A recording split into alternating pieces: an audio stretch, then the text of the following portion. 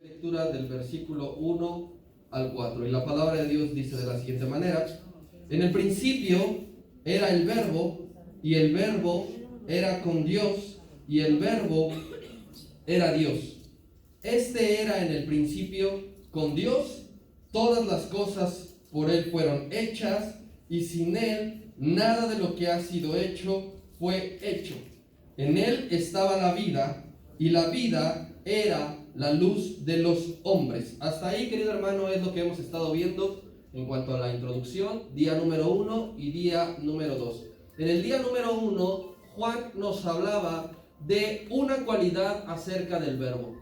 Nos dijo primeramente que todo su evangelio tendría que ver acerca del verbo, y nos dijo la primera cualidad del verbo. Dijo que el verbo era eterno, que desde el principio ha estado, que Él siempre ha estado con Dios y que Él era Dios. Y en el día número 2 nos dirá dos cualidades más. La primera de ellas es que nos dijo que es un ser creador, porque Él dice que todo lo que nosotros podemos ver, que todo lo que podemos tocar, que todo lo que podemos disfrutar, que todo lo que incluso no nos gusta a nosotros tiene un inicio y tiene un origen, y el origen es el verbo. Y también veíamos que esa doctrina nosotros tenemos que defenderla adentro de la iglesia, enseñarla, defenderla y proclamarla fuera de la iglesia. El hecho de decir que todo inició a raíz del verbo, las cosas tangibles e intangibles, las cosas visibles y las no visibles. Nosotros podemos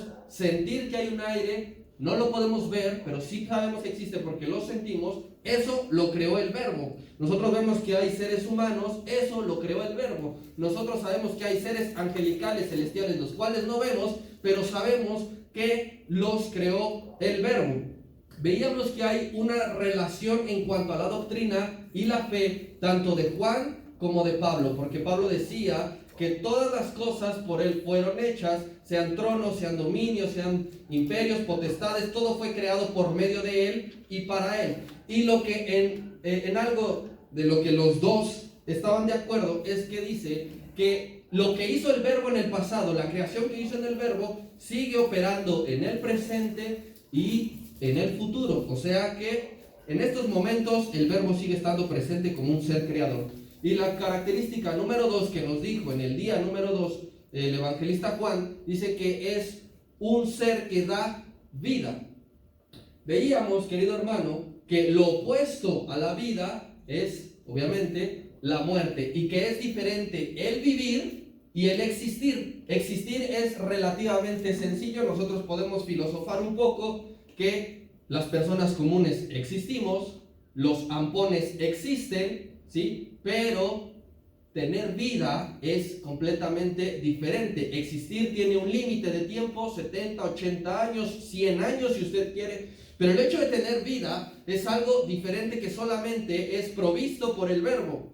Vimos que el que da vida es Él mismo y lo da como una dádiva. Y esa vida que Él da supera lo terrenal, supera lo físico y nos aguarda una vida eterna. ¿Cuántos dicen amén? Amén. Así que en esta noche, querido hermano, vamos a continuar averiguando, descubriendo lo que Juan nos está comunicando acerca del verbo. Si usted recuerda, la semana pasada tuve que cortar el mensaje porque ya no me iba a dar tiempo de dar la tercera característica, cualidad del verbo. El primero es eterno, el segundo es creador, el tercero es que es un ser que da vida, y el cuarto lo veremos en esta noche. Vamos a darle entonces lectura del versículo 5 hasta el versículo 9. Este viene siendo el día número 3, el cual se llamará un ser de luz. Y dice la palabra de Dios así, Juan capítulo 1, versículos del 5 al 9. La luz en las tinieblas resplandece, y las tinieblas no prevalecieron contra ella. Hubo un hombre enviado de Dios, el cual se llamaba Juan. Este vino por testimonio, para que diese testimonio de la luz, a fin de que todos creyesen por él. No era la luz, él no era la luz, sino que diese testimonio de la luz. Aquella luz verdadera que alumbra a todo hombre venía a este mundo. Hay una clara, querido hermano, hay una clara constante en las personas, sobre todo en los niños. Actualmente yo creo que hay adultos todavía que lo padecen, pero sobre todo los niños, y a lo mejor usted no me va a dejar mentir, los niños le temen a la oscuridad, ¿verdad? Hay personas todavía adultas, grandes, que dicen, no, a mí todavía la oscuridad me da miedo. Si nosotros vemos que ya es de noche como ahorita y hay que cruzar una calle que es muy poco alumbrada, pues nos genera desconfianza y un sentido de alerta máximo. Si usted tiene pequeños en casa y se va la luz, usted tiene que proveerle seguridad al niño que a pesar de que no haya luz eléctrica, no hay peligro, ¿sí? Que las tinieblas o la oscuridad no prevalecen en contra de la luz que nos viene a dar testimonio Juan. Entonces, la siguiente cualidad que él nos va a decir sobre el verbo es que es un ser de luz. Y así como dijimos que la vida es lo opuesto a la muerte, la luz es lo opuesto a la oscuridad. Y dice el versículo número 4, en él estaba la vida. Hasta ahí ya lo hemos visto, pero ojo aquí, dice, y la vida era la luz de los hombres. Ya dijimos que el verbo por sí es la vida. Yo soy el camino, la verdad y la vida, está diciendo el verbo más adelante. Pero ahora dice que la vida es provista por un elemento básico, por un elemento base, y dice que es la luz. Entonces, ¿qué otorga la vida? La luz. Nosotros recordamos, querido hermano, nuestras clases de niños, de párvulos, que de las primeras cosas que nos enseñan es la creación del Génesis. Y nosotros podemos recordar ahorita que usted me puede decir qué fue lo primero que creó Dios. Díganlo fuerte y sin miedo, no dude. La luz. Lo primero que creó nuestro Dios por medio y a través de la palabra, por medio y a través de Jesucristo, por medio y a través del verbo, fue la luz. A ver, permítame aquí. Ahí va, creo que ahí va.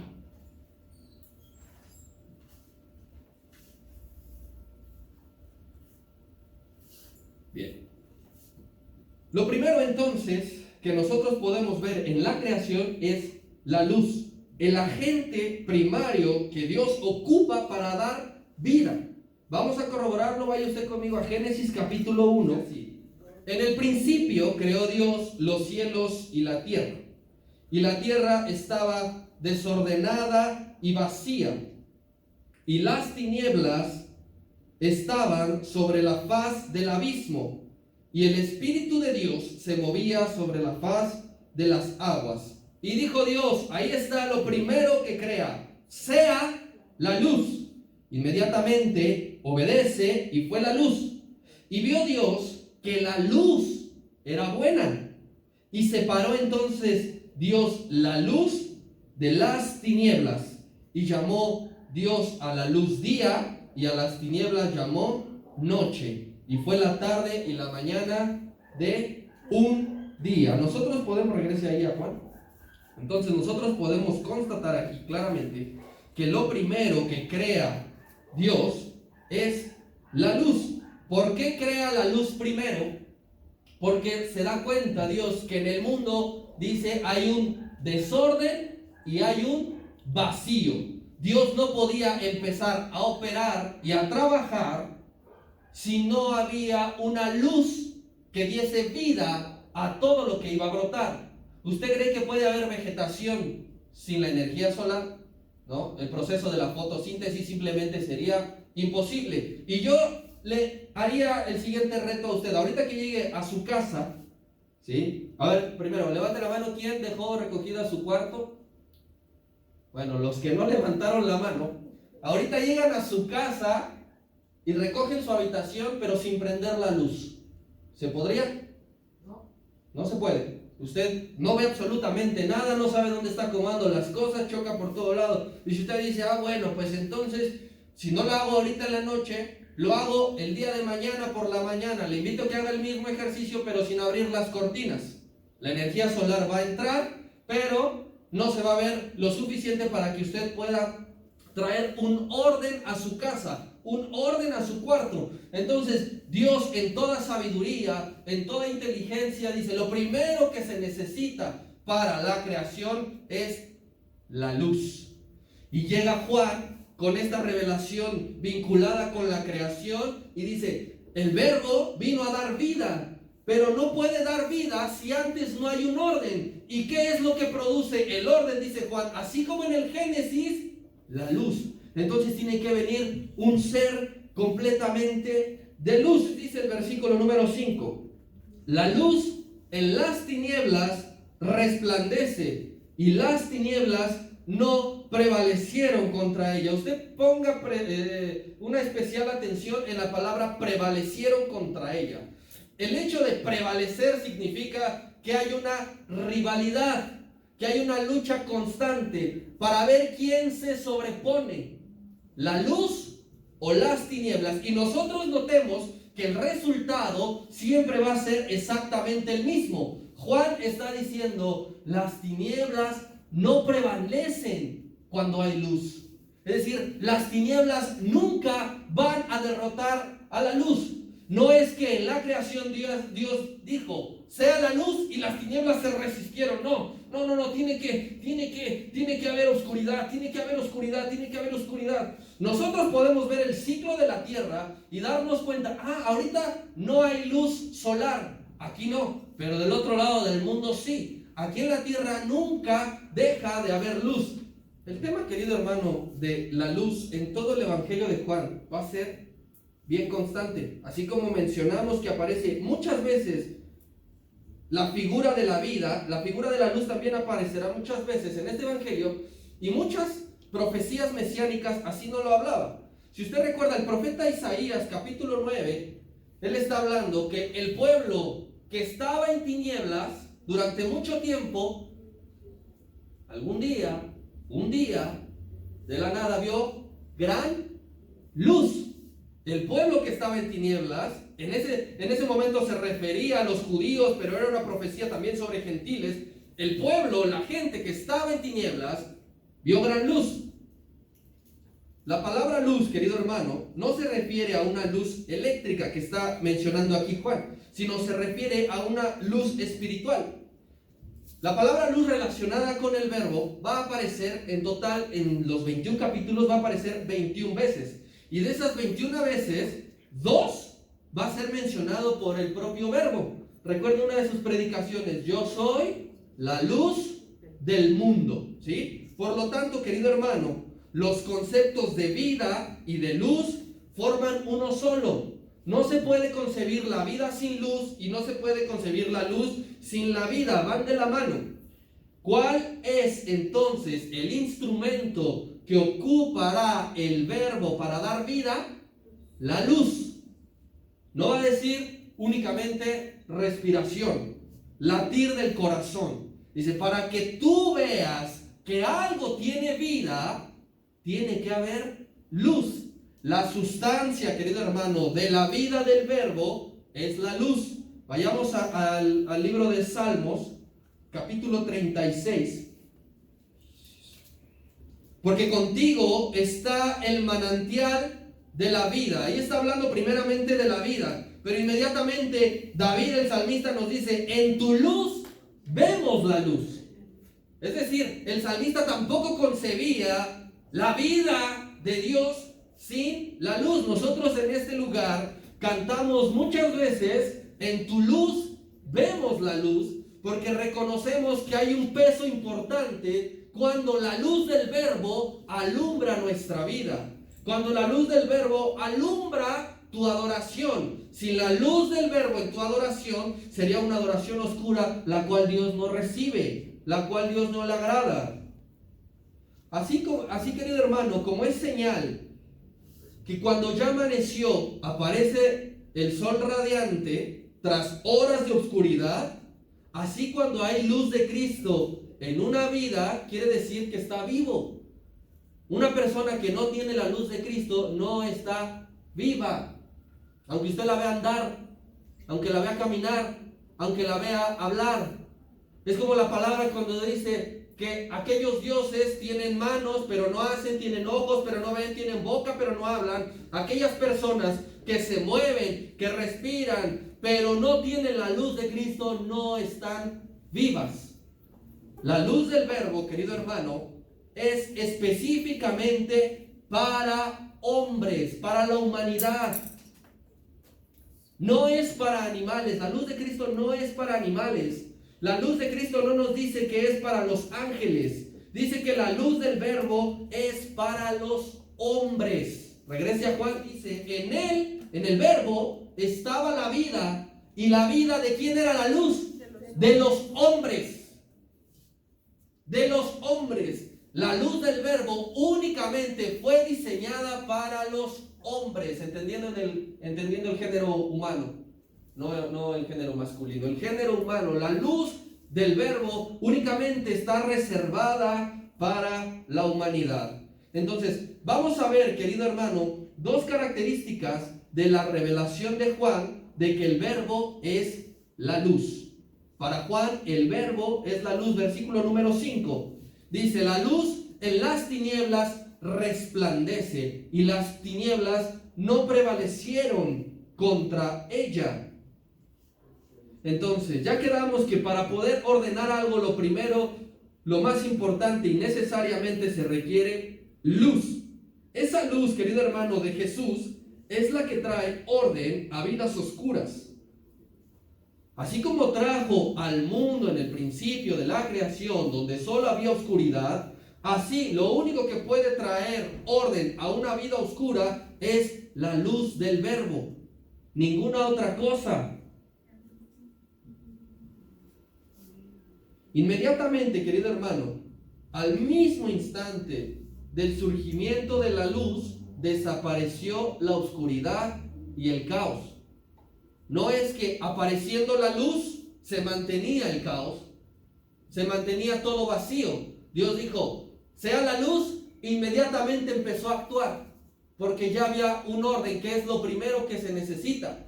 Usted recuerde cuando el Verbo caminaba entre nosotros, en una ocasión se encontró con un ciego, ¿sí?, que le gritaba, Jesús, hijo de David, ten misericordia de mí. Tantas veces que llamó su atención, que los discípulos le dijeron, ya atiéndelo porque echa voces tras nosotros, tráiganlo. Y le preguntó a aquel ciego, ¿qué es lo que quieres que te haga? La respuesta de aquel momento todavía ciego no fue, quiero que me des un trabajo. No fue, quiero que me des dinero. No fue, quiero que me hagas millonario. Lo primero que le dijo, y lo único, es que reciba la vista. ¿Qué significaba entonces esa petición? Que quería que la luz entrara a su vida. Era un ciego de nacimiento, todo el tiempo en la oscuridad, todo el tiempo no veía, chocaba con todo, había caos. Y cuando se le presenta la oportunidad de decirle al maestro, ¿qué quieres que haga por ti? En otras palabras, el ciego le dijo, quiero la luz del Verbo en mi vida. Necesito la luz.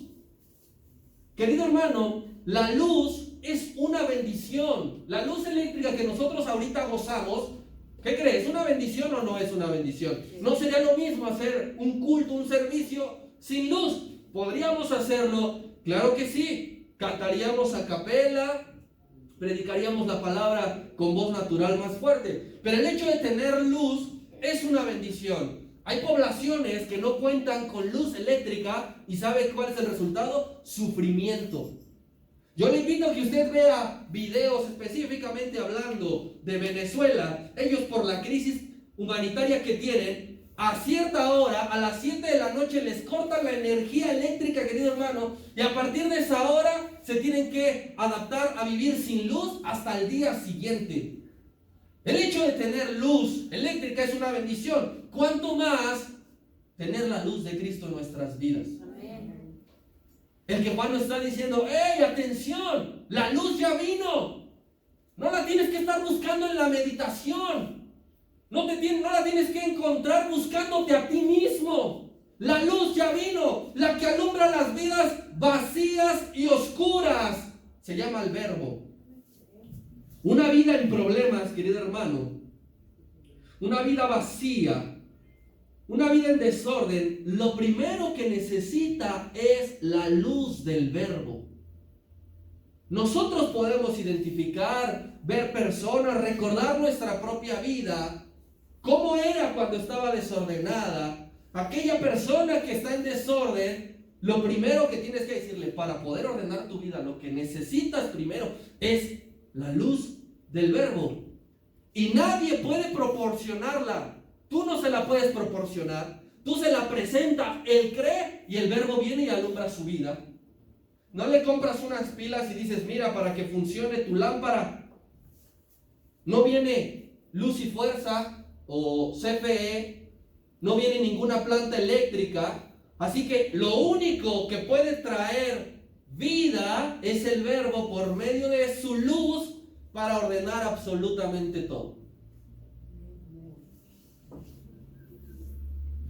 Característica número 2 del por qué Juan nos dice que el Verbo es la luz. Viene el versículo número 6 y dice: hubo un hombre enviado de Dios, el cual se llamaba Juan. Hasta ahí. Porque dice claramente, la segunda característica es que la luz del Verbo es reveladora. Ya vimos que lo primero es que nos dice, la luz del Verbo trae orden en una vida de caos, y lo segundo es que la luz del Verbo es reveladora.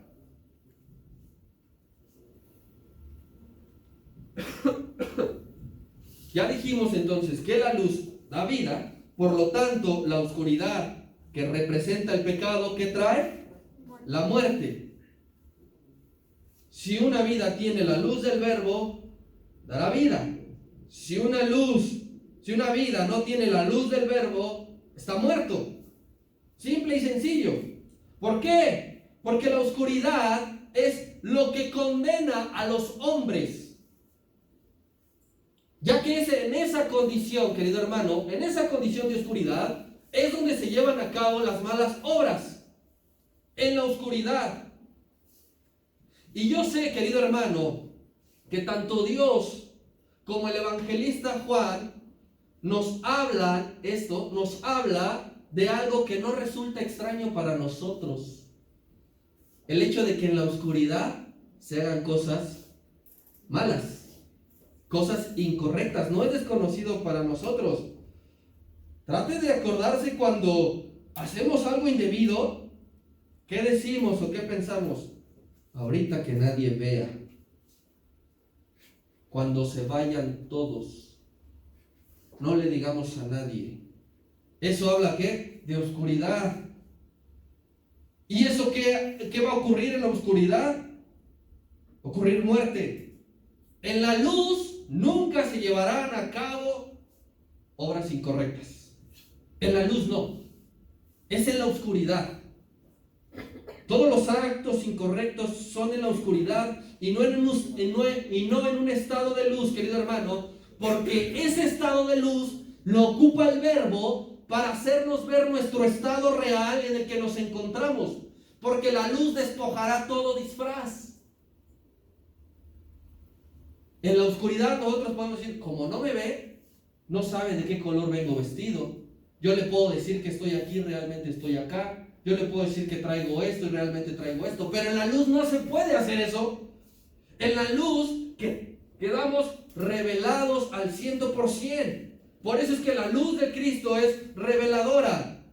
Si tú quieres saber, querido hermano, cuando luchas con pensamientos, cuando luchas con deseos, cuando luchas con intenciones, cuando luchas con gustos, si tú quieres saber si algo de eso es avalado por Dios, tráelo a la luz. No lo manejes en la oscuridad, porque en la oscuridad no vas a saber si es correcto o incorrecto. Tú lo traes a la luz de Cristo, y te va a decir, esto está bien o esto no está bien. Él te va a revelar la condición verdadera. Por eso dice, sobre todo, guarda tu corazón, ponlo en la luz, porque de él emana la vida. Entonces, ¿dónde deposita el verbo la vida de él? En el corazón. Y si tú en tu corazón, donde más adelante dice Cristo que surgen todo tipo de actos incorrectos, lo mantienes en oscuridad, déjame decirte que es un corazón muerto. En la luz es cuando el verbo le da vida a ese corazón, querido hermano. Esto de una luz reveladora no vendrá con vista humana.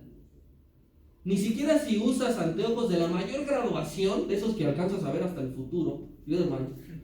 No. Lo único, querido hermano, para poder ver la condición correcta de la humanidad es que la luz del verbo obre en esa vida para poder ver con claridad. Pasa tu vida por el filtro de la luz del verbo. ¿Está correcta mi vida? Vas a la luz y no te mantienes en la oscuridad. ¿Esto es adecuado? Vas a la luz. Y ahí el verbo te va a decir, sí, continúa. ¿Esto es adecuado? A ver. No, esto no me agrada. Cuando nosotros decimos, ojo ahí, cuando nosotros decimos, no tiene nada de malo, Dios lo entendería, porque Él padeció lo mismo. Cuando tenemos esos pensamientos es porque la luz no alumbra nuestro corazón ni nuestra mente. Segunda carta a los Corintios. Porque Dios, que mandó que de las tinieblas resplandeciese la luz, es el que resplandeció en nuestros corazones para iluminación del conocimiento de la gloria de Dios en la faz de Jesucristo. Dice que la luz resplandeció en las tinieblas. La gente te podrá decir en alguna ocasión, oye, pero ¿te acuerdas cuando tú y yo nos íbamos a tomar? Oye, ¿te acuerdas cuando le mentías a tus padres y te hacías el dormido para irnos a las fiestas? Oye, ¿te acuerdas cuando copiábamos en los exámenes? Oye, ¿te acuerdas cuando nos metíamos al sistema y alterábamos nuestra boleta? Sí, me acuerdo. Lo que sucede es que de las tinieblas resplandece una luz y yo ya no lo hago. Yo no niego que antes lo hacía así, pero gracias al verbo que de esas tinieblas surgió la luz. No es que el verbo haya dicho, no, yo en las tinieblas no trabajo. El lugar perfecto para poder operar del verbo es en las tinieblas. En las tinieblas es donde necesita resplandecer la luz. Y así, poco a poco, las tinieblas van perdiendo terreno. No es que la luz resplandece sobre la luz y nada más. Eres un ser de luz y listo. No. Las tinieblas, en la luz resplandece en las tinieblas, querido hermano. Jesús, querido hermano, nos enseña esto. Juan nos enseña esto porque es un desafío a la altura de Josué y de Elías en su momento, en su tiempo, frente al pueblo.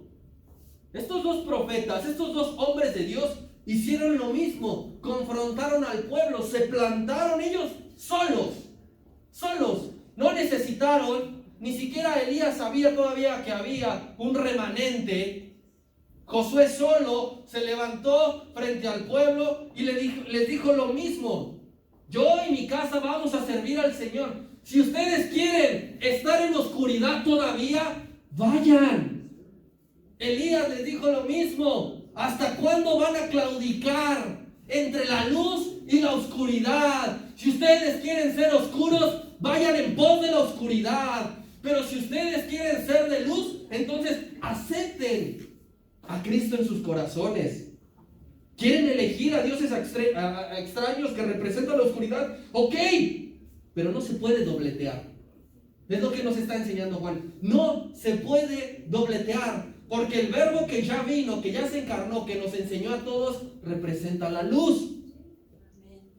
Juan, querido hermano, nos recomienda que elijamos bien de qué bando seremos partícipes.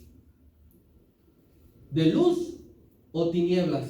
Pero él más adelante nos enseña que no hay comunión entre ellas.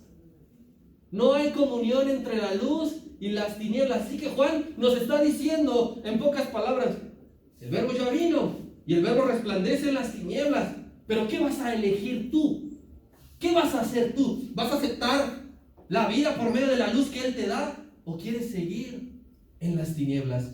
¿Quieres seguir en la oscuridad? Y esa es una pregunta que hoy día tú debes de replantearte.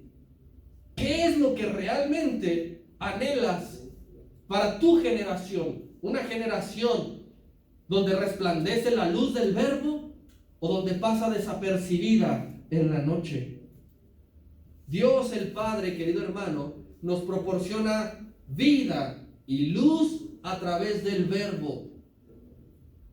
Si alguien dice a Dios Padre, es que quiero vida, como le decía el salmista, dame vida y te alabaré. Necesitas adoptar la luz del verbo en tu corazón. Sin la luz del verbo no hay vida. Y ahora bien, querido hermano, anunciar la luz no solo fue labor del verbo en su tiempo físico, cuando predicaba. Tampoco solamente fue labor de Juan al escribirlo. Así que va a aparecer otro personaje importante en este diario. Volvemos a leer el versículo número 6 del Evangelio de Juan. Y dice, aquí está el personaje, un hombre enviado de Dios, el cual se llamaba Juan. No es el autor, no es Juan el autor, es Juan el Bautista, ¿sí? Al cual lo vamos a abordar profundamente cuando sea su turno correspondiente a partir del versículo número 19. Pero mientras yo le voy a dar un tip. Cuando usted lea el Evangelio de Juan y todas las veces que aparezca el nombre de Juan, se va a referir a Juan el Bautista. Acuérdese que Juan el evangelista no se escribe a sí mismo, él aparece como el discípulo amado. Entonces cuando usted lea el nombre de Juan, se referirá a Juan el Bautista. Cabe aclarar, querido hermano, que en otros evangelios se habla más de Juan el Bautista que en el Evangelio de Juan. ¿Por qué? Porque Juan, el evangelista, el escritor, pretendía acabar con una secta que ya se había levantado en ese momento y que le daba una importancia mucho mayor a Juan el Bautista, incluso a la altura de Jesucristo. Recuerden, si usted estudia el libro de los Hechos, dice que había un grupo de 12 personas que eran afines y habían formado una secta de Juan el Bautista. Por eso es que Juan el evangelista dice, yo voy a mencionar a Juan, pero no voy a hablar tanto de él, porque la gente necesita saber y leer que el importante, el único, el más grande, el verdaderamente poderoso es el verbo. Amén.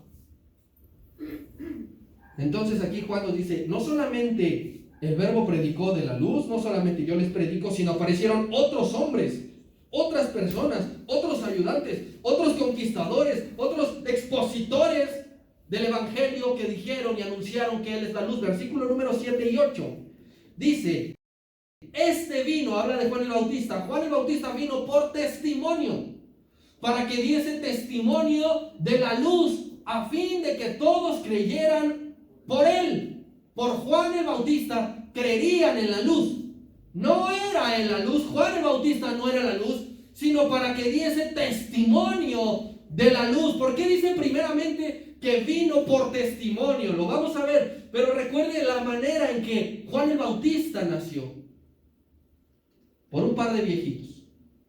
Y el papá ni siquiera creía que iba a poder concebir. Entonces Juan dice, tremendo testimonio. Él vino por testimonio para poder cumplir, hablar de la luz. El ministerio, querido hermano, de Juan el Bautista consistió en dar testimonio de la luz. Ese es el ministerio de Juan el Bautista, dar testimonio de la luz. ¿Y qué es un testimonio? Un testimonio es anunciar, querido hermano, por medio de la predicación y de la demostración, lo que has creído, lo que has visto y lo que has vivido. Un testimonio no se queda nada más en plática. Un testimonio no se queda nada más en decirle a otra persona. No, un testimonio es predicarles y demostrarles que lo que tú crees, que lo que tú has visto y que lo que tú vives es real.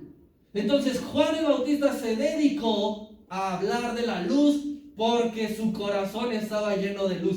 Para que tú des testimonio de la luz, tiene que haber la luz primero en tu corazón. Si no, ¿de qué les vas a hablar? No va a haber convencimiento, no va a haber aceptación porque ellos no verán. Pero Juan el Bautista se levantaba y les decía: arrepiéntanse, porque él ya se había arrepentido, porque la vida por medio de la luz del verbo ya estaba en su corazón. Su misión de Juan el Bautista era compartir la luz a los que estaban en oscuridad. No se dedicó a compartirles de la luz a los discípulos de la luz. Se comprometió a predicarles de la luz a los que estaban en oscuridad. Dice, para que creyeran en el verbo, en la luz. No para hacerse famoso, Juan el Bautista. No para hacerse rico. No para ser el centro de atención en el desierto. Juan el Bautista era un predicador hippie. Se vestía con pieles de cabra, comía miel, langostas. Era un hippioso. Pero ahí donde estaba, que predicaba en el desierto, a orillas del río Jordán, ahí se encargó de decir: yo no soy la luz, pero les presento a la luz. Entonces Juan está diciendo: no estábamos solos, ni el verbo ni yo, había muchos más, y yo aquí veo a muchos más todavía. Simplemente no les predicaba que él era la luz porque él no era la luz. Nosotros, ¿cuántos hoy día vemos personajes que se dedican a predicar de sus vidas y a alabar sus ministerios, y cada vez menos se predica de la luz? No tendrá éxito espiritual eso. Podrá tener éxito monetario, podrá tener éxito humano, pero un éxito espiritual, una reputación espiritual no lo tiene. Cuando solamente te dedicas a hablar sobre lo que Dios ha hecho en tu vida y hasta ahí: no, es que Dios ha sido muy bueno conmigo, me ha bendecido tanto. Lo que hay que predicar y anunciar es la luz. La gente no debe de creer en ti, la gente debe de creer en Él. Esa es la misión. La gente no debe de seguirte a ti, debe de seguirlo a Él. Esas personas que tienen miles de seguidores, millones de seguidores, que si su líder o su ministro se rapa, ahí van ellos también a raparse. Que si se pone una palabra famosa de moda, ahí van y la dicen y la dicen. Que si hay una enseñanza de moda, ahí van y la siguen. Porque no están siguiendo a la luz, están siguiendo al hombre. Y Juan está diciendo: él no era la luz, se los aclaro. Fue un hombre importante, ayudó en la conquista de su tiempo, pero él no era la luz, él predicaba por la luz. Yo te pregunto, querido hermano, en esta noche, ¿para qué te ha dado vida y luz el verbo? ¿Para qué? A Juan el Bautista, a Juan el Evangelista, el verbo les dio vida y luz para que predicaran de él, para que diesen testimonio de él, para que anunciaran las virtudes de aquel que nos llamó de tinieblas a su luz admirable. Entonces, yo veo aquí puro hombre y mujer que tiene vida a través de la luz, pero ¿para qué te ha dado vida y luz? Hoy tú y yo, querido hermano, y todos los creyentes del verbo en el mundo, continuamos la misión de los hijos de Dios, de testificar a la luz de la misma manera, predicando, anunciando, proclamando, escribiendo, pero ahora, querido hermano, con un valor agregado, algo que no había en este tiempo. Y eso para nosotros es una herramienta: redes sociales. Aquellos Juanes predicaban a viva voz. Nosotros podemos predicar a viva voz, pero hay algo agregado. Podemos llegar a donde no nos imaginamos por medio de las redes sociales. Pero debemos de ocuparlo como un medio efectivamente para llevar el mensaje. Todos aquí tenemos, o la mayoría, estamos ocupando ese espacio, ese valor agregado esa herramienta, ¿lo estamos ocupando para testificar de la luz? A veces nos da pena compartir un texto en nuestro perfil, en nuestro muro. Nos da pena. Pero el meme no nos da pena. Pero la publicación no nos da pena. No es tu labor, querido hermano, que acaben convencidos ellos. Porque a muchos le vas a predicar y muchos te van a decir que no. Pero si es nuestra labor predicar y gozarnos, que aunque sea uno, diga que sí. Contagiar a uno. Tú tienes redes sociales, yo te invito, querido hermano, yo te exhorto a que lo ocupemos para testificar del verbo y de la luz del verbo. Sí, es muy bonito que le den like a tu foto. Sí, es muy bonito que le den me divierte y que digan, eres bien chistoso. Pero es mejor que ellos lean en un texto breve, en un mensaje corto, que la luz que da vida a los hombres ya vino y se llama Jesucristo. Amén. Parte de la labor, querido hermano, de las redes sociales, de la iglesia, no es para ponernos nada más a la moda, no es para estar al día en el siglo XXI. Es que podemos llegar a la gente que usted no se imagina por medio de ese medio. Aquí han venido algunas personas que dicen llegar por haber visto el mensaje en el internet. Y eso a nosotros nos goza. Y a lo mejor no tenemos miles de seguidores, ¿verdad? A lo mejor todavía no. Pero es una labor, querido hermano, que tú y yo debemos de hacer. Jóvenes, ocupen sus redes sociales de una manera sabia, inteligente, responsable, con visión, con fe. No digas, es que no tengo mis 40 me divierte y mis 60 likes. No importa. Tú publica, tú anuncia, tú demuestra en qué has creído, en qué has vivido, en quién vives, quién alumbró tu vida, quién te sacó de las tinieblas y te hizo resplandecer. Vayan pasando, mis queridos hermanos, versículo número 9, dice así: aquella luz verdadera, lo recalca, la luz que yo les estoy hablando y predicando es verdadera, que alumbra a todo hombre, venía a este mundo. Recuerde que Juan escribe en pasado porque fue un hecho que ya sucedió, pero no por eso le quita valor e importancia y poder ahora. El verbo y la luz ya vinieron, pero siguen alumbrando. Amén. En el tiempo de Jesús, querido hermano, en el tiempo de Juan, el mundo era altamente excluyente.